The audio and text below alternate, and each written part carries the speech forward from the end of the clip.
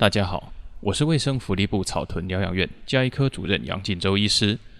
今天为各位分享一句台语：气嘴性喷血，开卡性跳档。气嘴是指吐唇，性是喜欢喜好的意思，喷血是指把火吹熄，跳档是鸡同做法。气嘴性喷血，开卡性跳档是形容人自曝其短，不懂得藏拙。